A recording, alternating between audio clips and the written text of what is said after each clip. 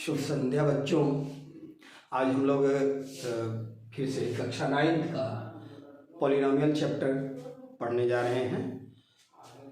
बहुत सारे बच्चे बोल रहे थे कि सर अब ये भी हम लोगों का नया सिलेबस स्टार्ट हुआ है तो हम लोगों को पॉलिनोमियल बता दीजिए।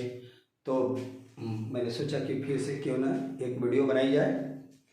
ऐसे पहले भी हम लोग पॉलिनोमियल चैप्टर पढ़ चुके हैं, लेकिन वैसे नए बच्चों के लिए है ये क्लास जो पहले का क्लास नहीं देखे हैं।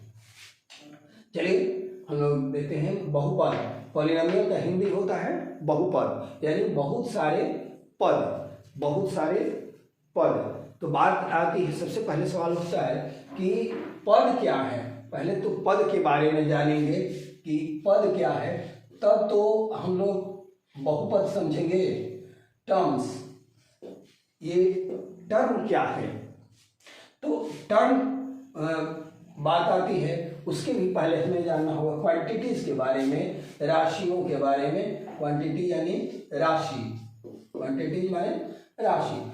पूरे अलजेब्रा में हम लोग दो तरह की क्वांटिटीज का उपयोग करते हैं, दो तरह की राशियों का उपयोग होता है, एक कांस्टेंट क्वांटिटीज और एक वेरिएबल क्वांटिटीज। कांस्टेंट क्वांटिटीज उन्हें कहा जाता है जिन राशियों का कभी वैल्यू बदलता नहीं है, वे फिक्स होते हैं, कभी उनका मान क्वेश्चन दर क्वेश्चन अलग अलग सिचुएशंस में बदलते नहीं हैं।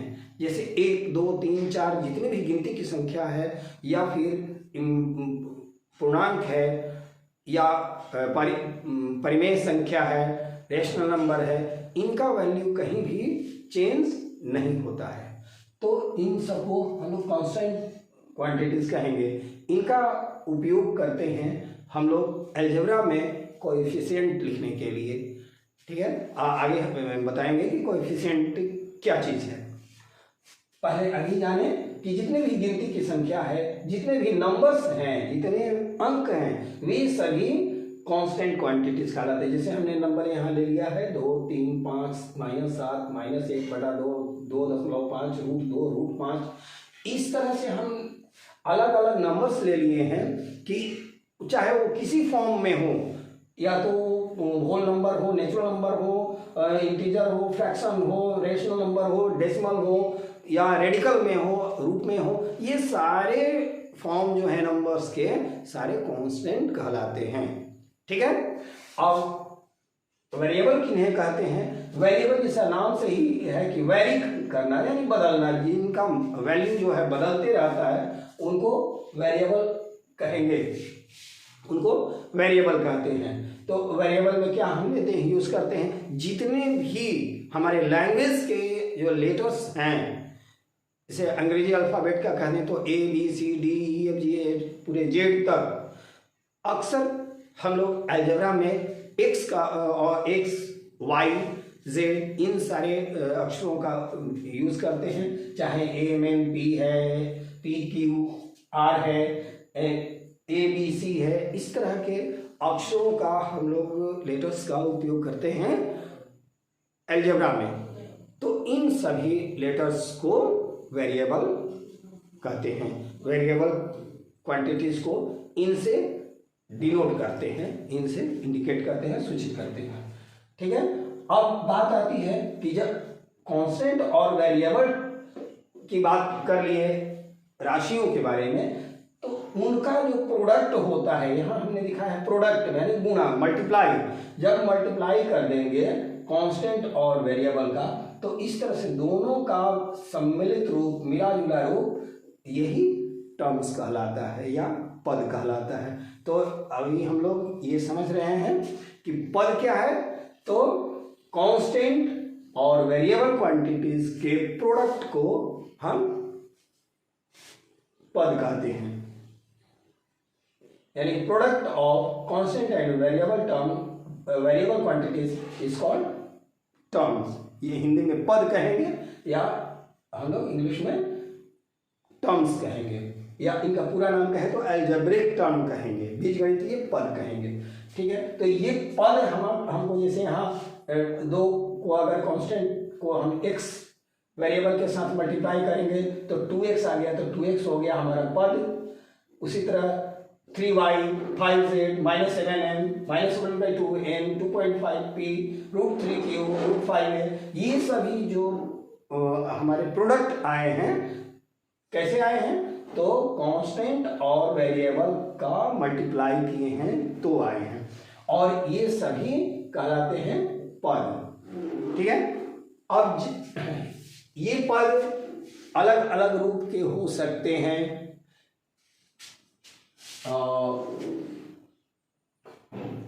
हम लोग कहेंगे कि डिफरेंट काइंड्स ऑफ टर्म्स क्या है, चाहे विभिन्न प्रकार के पद वो कैसे हो सकते हैं। हम काइंड्स ऑफ टर्म्स, अगर इनकी बात करें काइंड्स ऑफ टर्म्स की, तो क्या क्या हम ले सकते हैं कि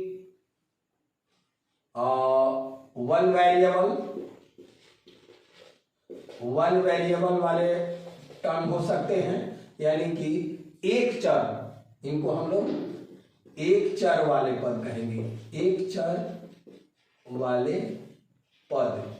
ठीक है। और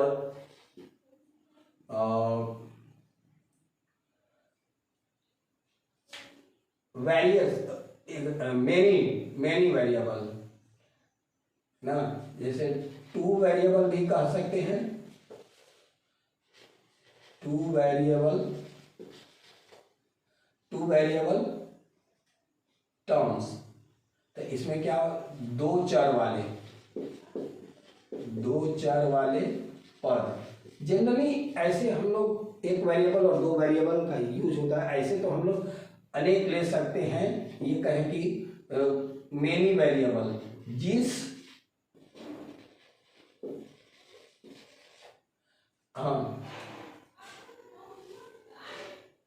यानी कि जिस पद में दो या दो से अधिक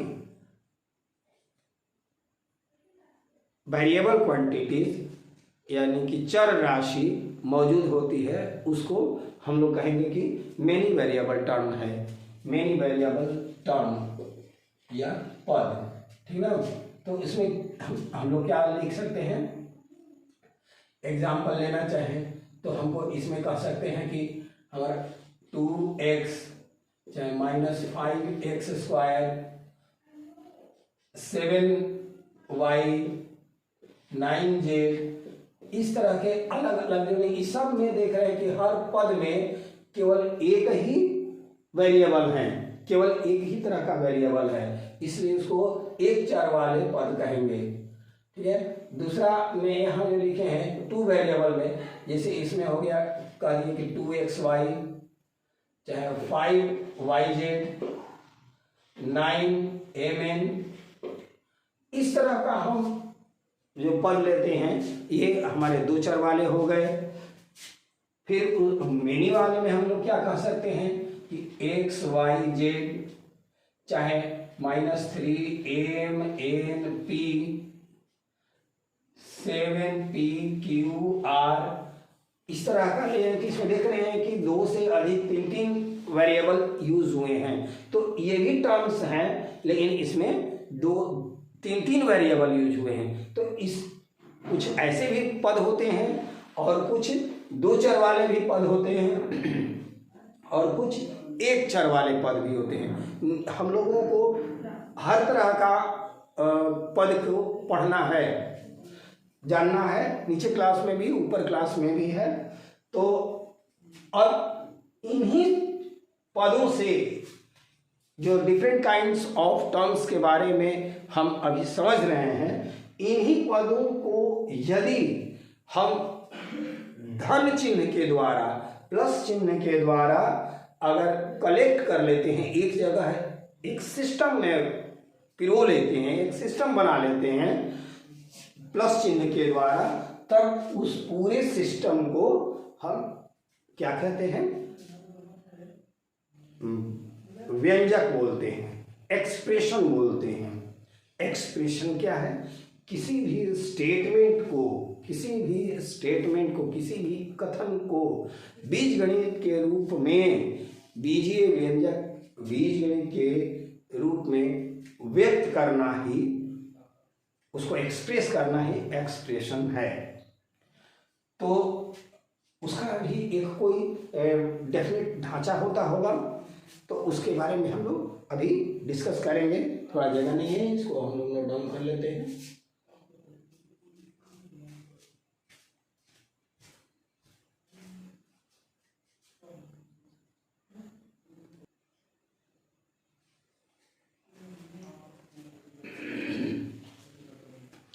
हाँ तो बच्चे, पिछले स्लाइड में हम लोग डिस्कस कर चुके हैं कि कांस्टेंट क्वांटिटी क्या है, यानी अचर राशि क्या है, चर राशि क्या है। संक्षिप्त में कहें तो जितने भी नंबर हैं, जितने अंक हैं, जितनी संख्याएं हैं, वे सभी अचर राशि कहलाती हैं। और जितने भी अक्षर हैं, अंग्रेजी अल्फ़ाबेट के अक्षर हैं, ABCD XYZ MNPQR, ये सभी हमारी वेरिएबल यानी कि चर राशि है। अब इन दोनों को गुणा आपस में कर देते हैं तो इस तरह से जो रिजल्ट प्राप्त होता है वो हमारे पद कहलाते हैं।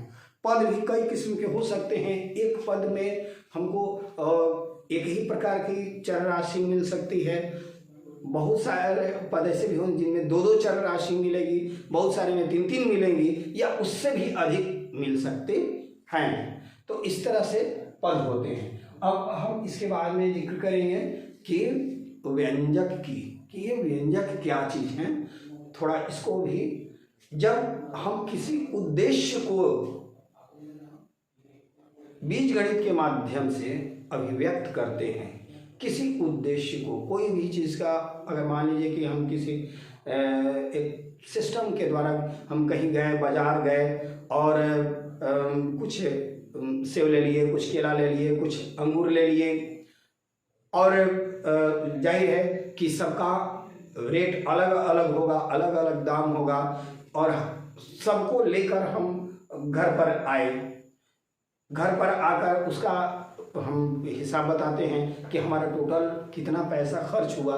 तो हम ये कर सकते हैं कि जैसे कह देंगे कि 2 केजी केला प्लस 3 केजी आम प्लस 5 केजी अनार, ऐसा कुछ भी स्टेटमेंट हो सकता है। ये हमारे इस कथन को यदि हम बीजगणित के रूप में, गणितीय रूप में व्यक्त करना चाहें तो उस तरह से जो एक सिस्टम बनेगा, मिलेगा, वही एक्सप्रेशन कहलाता है या व्यंजक कहलाता है। देखिए, अगर मान लीजिए कि हम केला को हम कह दिए B और आम को कह दिए M और अनार को कह दिए P, तो इस तरह से हमारा क्या एक एक्सप्रेशन निकल जाएगा, 2B plus 3M plus 5P। अब इतना तो सबको खरीदने में अगर 100 रुपया लगा है तो कहेंगे कि इसी इक्वल टू 100। तो इस तरह से हमको ये जो एक लिखे हुए हैं सिस्टम, ये हमारा एक्सप्रेशन हो गया। इसको और ज़्यादा शुद्ध रूप में कहें तो इसको समीकरण कहेंगे, इक्वेशन कह देंगे, लेकिन ये एक समीकरण भी एक तरह का एक्सप्रेशन ही होता है। तो हम इस चीज़ को हमने अपने व्यवहारिक समस्या को, व्यवहारिक काम को, व्यवहारिक उद्देश्य को गणितीय रूप में ऐसे व्यक्त कर दिए। तो ये हमारा हो गया एक्सप्रेशन, व्यंजक। अब व्यंजक का स्टैंडर्ड फॉर्म क्या होता है, क्या किसी व्यंजक को हम कैसे लिख सकते हैं, उसका क्या डेफिनेशन होना चाहिए, इसकी अगर बात करें तो उसमें हम कह सकते हैं कि जब 2 या 2 से अधिक बीजीय व्यंजक को, अलजेब्रिक टर्म्स को प्लस चिन्ह के द्वारा, धन चिन्ह के द्वारा एकत्र कर लेते हैं, तो इस तरह से प्राप्त सिस्टम, प्राप्त निकाय, प्राप्त ढांचा क्या कहलाएगा? बीजीय व्यंजक कहलाएगा। तो इसका परिभाषा अगर लिखना चाहें तो आप ऐसे लिख सकते हैं कि if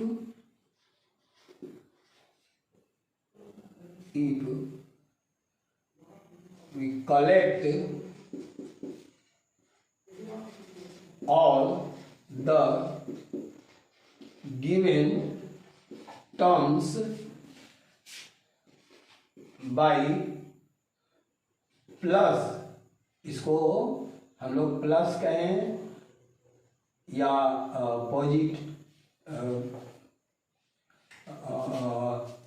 ऐसे प्लस लिखते भी हैं, तो plus sign the whole system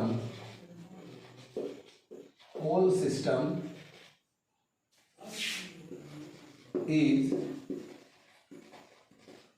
known as expression।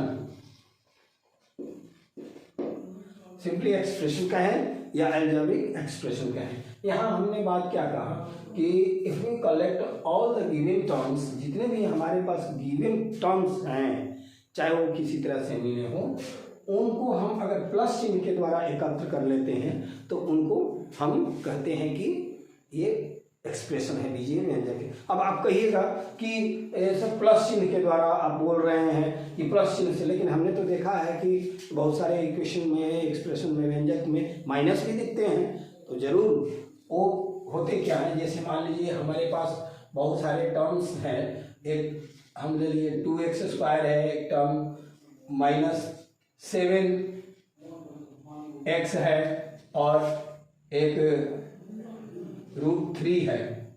हम इन 3 टर्म्स हैं, यहीं पर एक है, हम x³ भी मान लिए इसी में थोड़ा बड़ा करने के लिए। इतने 1 2 3 4 इतने हमारे पास 4 टर्म हैं, पद हैं। अब इनको हम अगर प्लस चिन्ह के द्वारा एकत्र कर लेते हैं, जैसे हमने कहा है कि x³ plus 2x³ plus -7x plus √3, ऐसे हम अगर प्लस चिन्ह के द्वारा एकत्र कर लिए हैं तो इसी को एक्सप्रेशन कहेंगे। अगर इसको और अधिक सिंपल रूप में लिखें तो ऐसे कर सकते हैं कि x³ प्लस 2x², यहाँ स्क्वायर था, और प्लस माइनस माइनस हो जाएगा, -7x प्लस √3। तो इस तरह से हमको जो एक सिस्टम ये मिला है, तो इसमें हम देख रहे हैं कि यहाँ माइनस भी है, लेकिन ये माइनस आया कब? पहले हम इसको प्लस के द्वारा ही ऐड किए थे, तो एडिशन ही था, तो सबको ऐड कर लेते हैं प्लस चिन्ह के द्वारा। तो इस तरह से जो सिस्टम होगा वो हमारा एक्सप्रेशन होगा। और एक एक्सप्रेशन में बहुत सारे हमारे टर्म्स हो सकते हैं। अब हम बात करेंगे कि ये बहुपद की, कि बहुपद का जो कंसेप्ट है ये कहाँ से आया। तो बहुपद का कंसेप्ट इसी एक्सप्रेशन से ही है। इन्हीं एक्सप्रेशंस को हम बहुपद भी कहेंगे, पॉलिनोमियल भी कहेंगे। क्या उनके लिए क्या कुछ शर्तें हैं, ये हमें ध्यान देने योग्य बात है कि एक एक्सप्रेशन में और एक पॉलिनोमियल में क्या डिफरेंस है। ये जो एक्सप्रेशन लिखा गया है ये एक बहुपद भी है, ये एक्सप्रेशन भी है और एक बहुपद भी है, लेकिन क्या डिफरेंस है दोनों में, हम कब केवल पॉलिनोमियल ही कहेंगे, हम उसको अगर दूसरे अन्य व्यंजक से अलग करेंगे, उसका क्या क्राइटेरिया है। तो देखिए उसका कंडीशन क्या है कि कोई भी बहुपद होने के लिए, पहचानने के लिए कि कौन बहुपद है, उसमें ये जरूरी है, नंबर 1, यहाँ हम आइडेंटिफिकेशन ऑफ पॉलिनोमियल ऐसे कहें,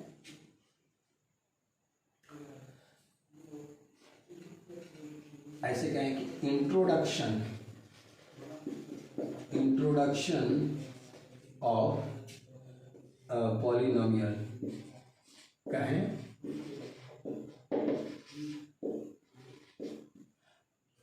इंट्रोडक्शन कहें या आइडेंटिफिकेशन कहें, एक ही बात है। आइडेंटिफिकेशन भी कर सकते हैं कि उसकी पहचान कैसे करेंगे कि वो पॉलिनोमियल है। तो नंबर एक कंडीशन क्या है कि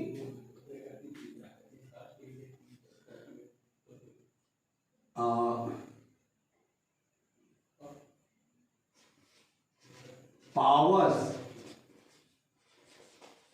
ऑफ वेरिएबल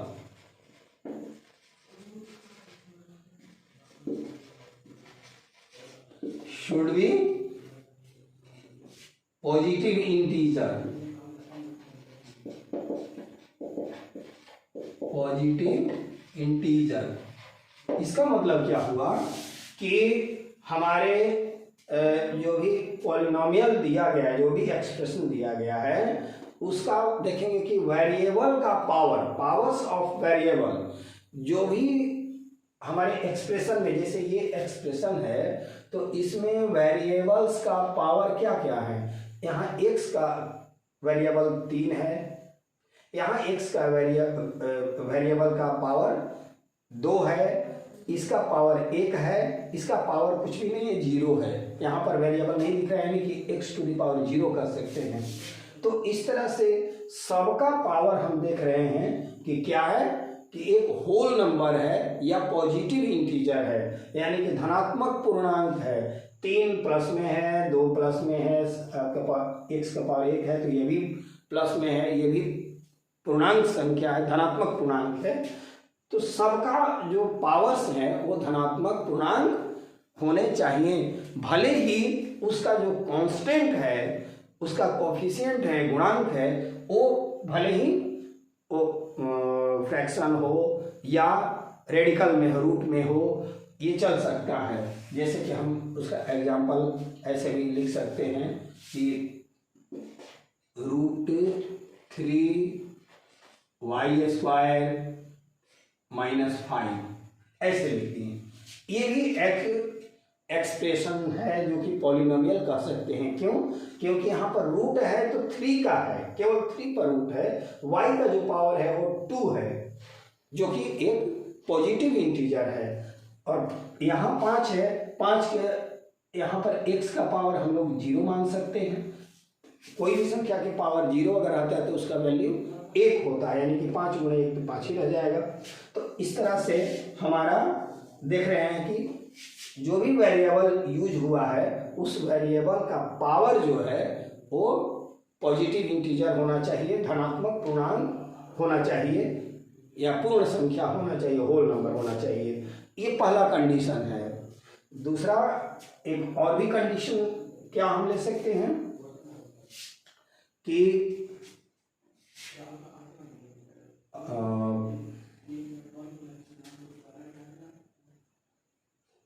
एक बात ये कहेंगे कि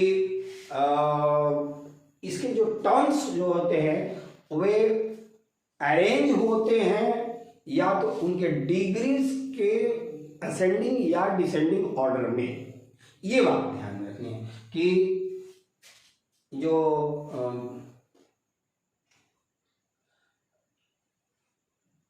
terms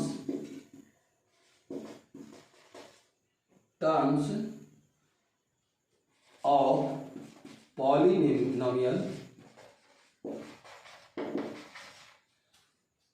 polynomial arranged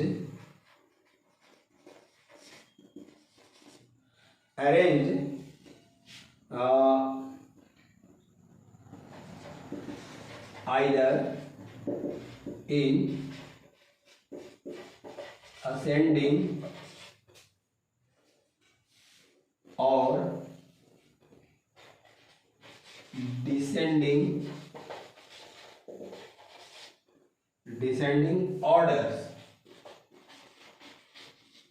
descending orders of powers, चाहे एक्सपोनेंट्स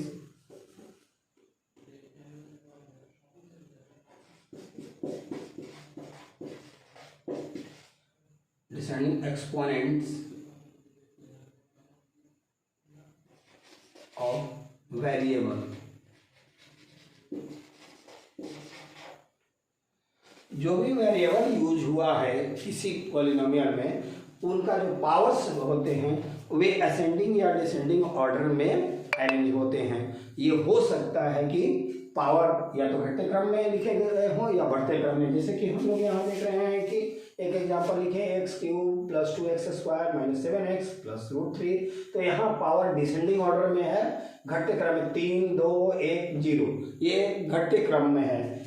एक और एग्जांपल जो इधर लिखे थे √3y² - 5, यहाँ पावर 2 है और यहाँ पावर 0 है वेरिएबल का, यानी कि ये भी डिसेंडिंग ऑर्डर में है। असेंडिंग ऑर्डर में भी लिखा जा सकता है, उसमें भी कोई दोष नहीं है। तो इस तरह से हमारे ये पॉलिनोमियल का ये पहचान है। कभी भी पावर जो होते हैं वो नेगेटिव इंटीजर या कोई फ्रैक्शन नहीं हो सकता है।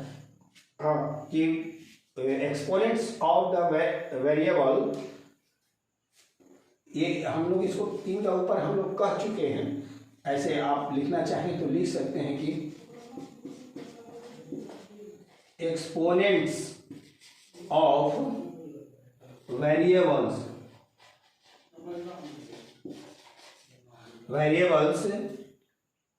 should not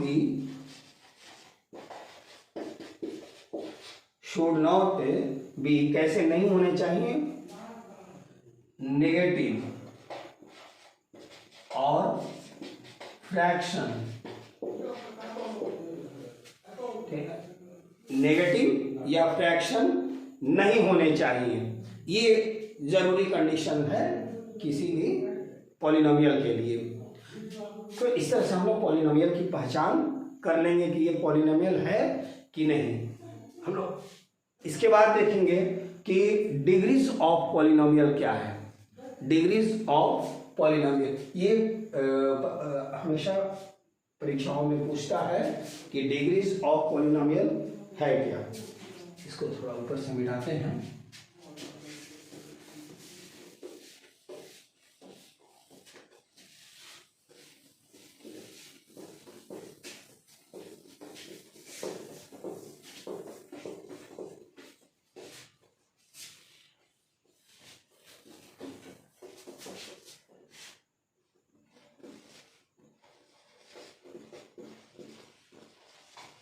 degree of polynomial, degree of polynomial क्या है?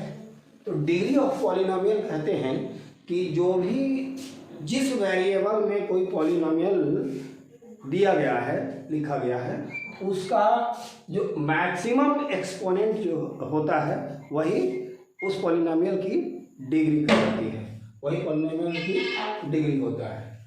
हम लोग जैसे बहुत सारे हम कुछ एग्जांपल ले लेते हैं कि हमारा है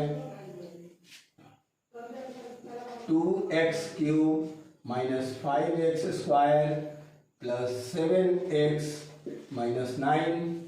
एक एग्जांपल ये ले लिए।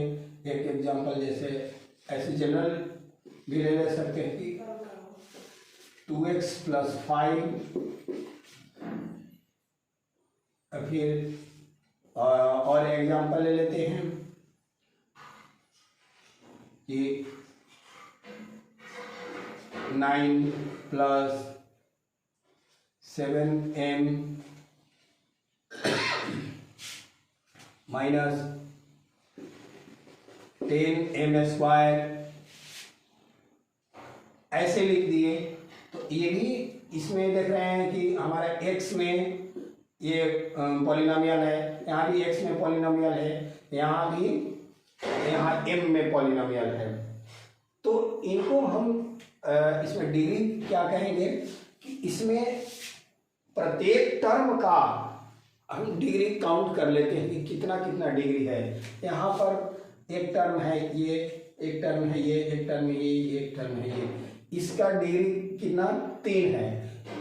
इस टर्म का डिग्री क्या है 2 है, इस टर्म का डिग्री 1 है, इस टर्म का डिग्री 0 है। तो सबसे बड़ा डिग्री कौन सा है x का पावर 3। इसलिए हम लोग कहेंगे कि इस पूरे पॉलिनोमियल का डिग्री जो है वो कितना होगा 3 होगा। इसमें वेरिएबल का पावर 1 है तो इसका डिग्री 1 हुआ, इसका डिग्री इसमें कोई नहीं है वेरिएबल इसलिए 0 है इसका डिग्री, तो इस दोनों का हम कहेंगे कि इसका डिग्री क्या कहलाएगा कि 1 है, इसका डिग्री इस पॉलिनोमियल का 1 कहेंगे। इसमें क्या देख रहे हैं, इसका पहले पद का डिग्री 0 है, इस पद का डिग्री 1 है, इस पद का डिग्री 2 है, तो यहाँ पर हम लोग कहेंगे कि इस पूरे पॉलिनोमियल का डिग्री जो है वो कितना है, वो 2 है। तो इस तरह से हम लोग समझ लेते हैं कि किसी भी पॉलिनोमियल का डिग्री उसमें जो भी टर्म यूज हुए हैं उनमें जो सबसे अधिक पावर जिसका होगा, जिसका एक्सपोनेंट सबसे बड़ा होगा, वही उसका डिग्री कहलाता है। एक बात मेरे मन में उठ रहा है कि हो सकता है कि बहुत सारे बच्चे ये समझे कि हम कैसे काउंट करते हैं डिग्री, किसी टर्म का डिग्री कैसे काउंट करते हैं। तो ये आपको संक्षेप में हम बता दे रहे हैं कि कोई भी टर्म दिया हुआ है, कोई भी टर्म अगर दिया हुआ है तो उसमें जो भी वेरिएबल यूज किया गया है उनका डिग्री को काउंट कर लेते हैं। जैसे कि हम लोग यहाँ पर टर्म लिख रहे हैं, यहाँ पर डिग्री लिख दे रहे हैं। एग्जाम्पल से बहुत सारी बातें क्लियर हो जाती हैं। जैसे हम ले रहे हैं कि -7x, यहाँ पर डिग्री इसका 1 कहलाएगा, x का पावर 1 है। यहाँ पर हम कर रहे हैं 5xy, यहाँ देखते हैं ये इसका डिग्री क्या होगा, x, इसमें वेरिएबल क्या क्या यूज हुआ है, x और y, तो x का पावर है 1, y का भी पावर है 1, तो दोनों आपस में जुड़ जाएगा तो कितना हो जाएगा 1 1 2, इसका डिग्री कितना हो जाएगा 2 हो जाएगा। 7xyj, इसका डिग्री क्या हो जाएगा, इस टर्म का पूरे टर्म का डिग्री 3 हो जाएगा, क्योंकि सबका 1 1 2 है, 1 1 1, तीनों को जोड़ देंगे तो 3 हो जाएगा।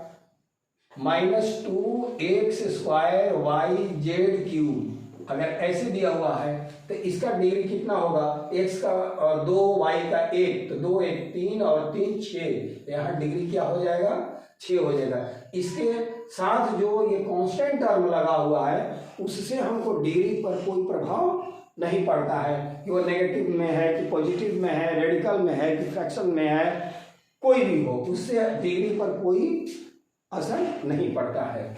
तो अब हम इस तरह से डिग्री पहचानना समझ गए। अगर हम इसमें कुछ और एग्जांपल ले सकते हैं कि -2x³, तो इसका डिग्री 3 हो जाएगा, या हम ये कहें कि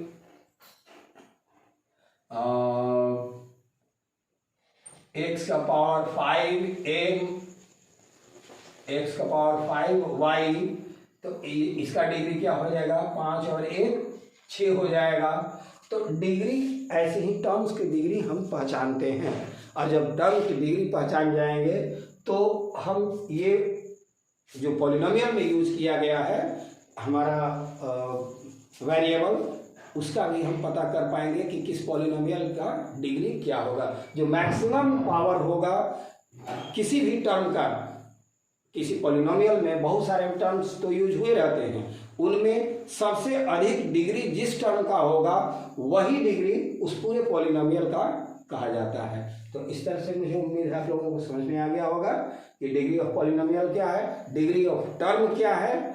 अब आगे हम बताएंगे नेक्स्ट क्लास में कि टाइप्स ऑफ पॉलिनोमियल टाइप क्या हो सकता है। मोनोमियल होते हैं, बायनोमियल होते हैं, ट्राइनोमियल होते हैं, हम क्वाड्रेटिक भी होते हैं, बाई क्वाड्रेटिक भी होते हैं। इस तरह उसका भी कई आधार है, कई बेसिस है। नंबर ऑफ टर्म्स के हिसाब से, नंबर ऑफ डिग्रीज के आधार पर हम लोग पॉलिनोमियल को क्लासिफाई कर सकते हैं, लेकिन ये सब हम लोग अगले क्लास में करेंगे। तब तक के लिए धन्यवाद।